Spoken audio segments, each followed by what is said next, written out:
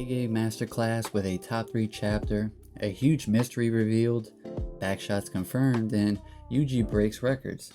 This is chapter 257 of Jujutsu Kaisen.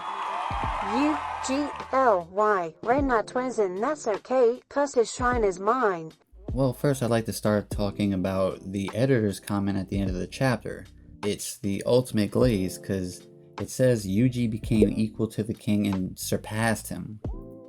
This is the whole Toji, Maki being equal discourse all over again. I can see it. This chapter is all Yuji versus Sukuna, with help from Ino, that bum.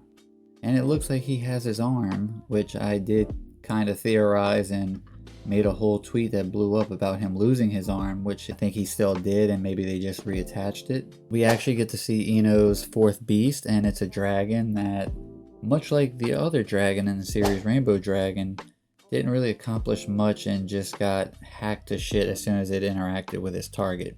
But that's okay, because he does come in handy at the very end to help Yuji get his last lick in. Man, this chapter, 7 black flashes alone in this one chapter by Yuji by himself, plus the one from last week, or last chapter, that makes 8. He now holds the record for the most black flashes hit and the most black flashes hit consecutively in a streak. Shout out to our Black Flash King. It's really Yuji just whipping Sukuna's ass. Going through all the slashes, not paying any mind to the damage, just pushing through and really delaying an ass whooping on him. We get to see Sukuna's first real reaction from getting pressed, but we'll get to that point. I got a heat flash from all these black flashes. It's crazy that we got to this point in the story where the theories are starting to be fleshed out and we see things come to fruition. Or, agendas crumble. Like, where's Hikari? Longest fight not on panel, I'm telling you. But getting back to the story and thinking about twins for a second, because we mentioned Maki. Mai voluntarily surrendered herself to become Maki's weapon, Maki's tool to help her, whereas Sukuna actually ate his twin brother in the womb. That's right, folks, that is revealed finally that Sukuna did have a twin brother, but it is not Yuji Itadori like we all thought originally. It's actually Jin Itadori, Yuji's dad. Twins are seen as bad luck in Jujutsu, and Sukuna instinctively shed that burden at the earliest possible time he could do it. Whereas Maki could not reach her full potential until that burden, or better yet, bond for her, was stripped away without her consent. And I think this just shows that Maki may be a monster, but Sukuna is a curse. The king of curses at that.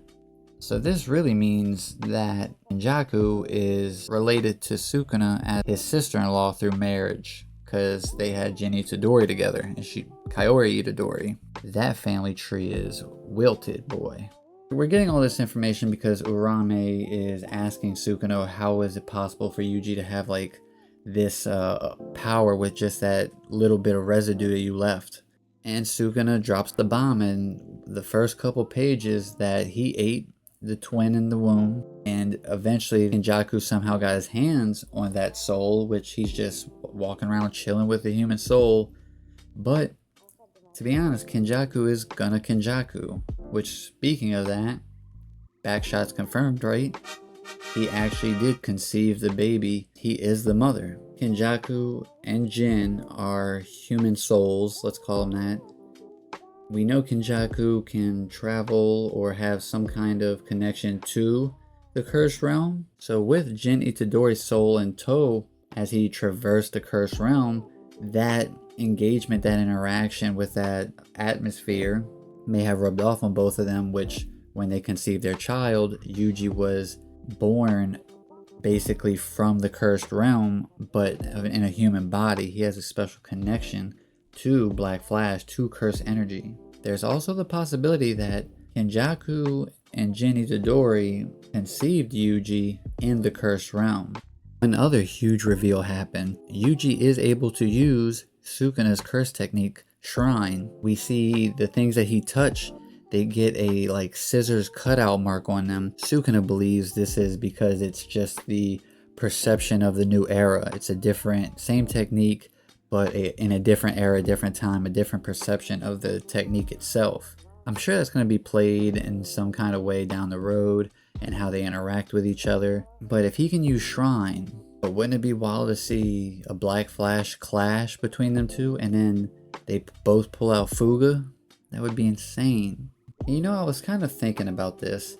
Technically, wouldn't, and this is just a random fleeting thought, and I don't think she's alive, but a resonance used to kill Yuji Itadori may also get rid of Sukuna possibly. I'm sure there's like a flaw somewhere down the line of logic in that, and you can tell me in the comments. Amongst all things, this chapter was exciting, like on the edge of my seat, excited to find out what happened. It's a community event. Everyone's excited. Everyone's coming together.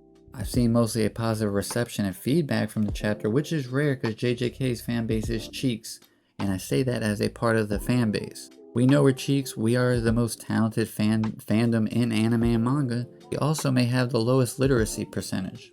Thinking about chapter 236, do y'all remember the excitement, the hype of every page or every panel of the chapter that preceded 236? Chapter 235 was hype for the good guys. Gojo was showing out. Gojo was pulling out all the stops. It was declared Gojo won. There was no declaration here, but it's almost like things are going too well. TCB is going to be really, really big and important because there's a lot of information that's front loaded in this chapter, and it ties a lot of things up in the series, or not necessarily ties them up, but rounds them out in an agreeable way, at least for me personally. I give this chapter a 10 out of 10. One of my favorite chapters in JJK. I'd like to hear what you thought of it.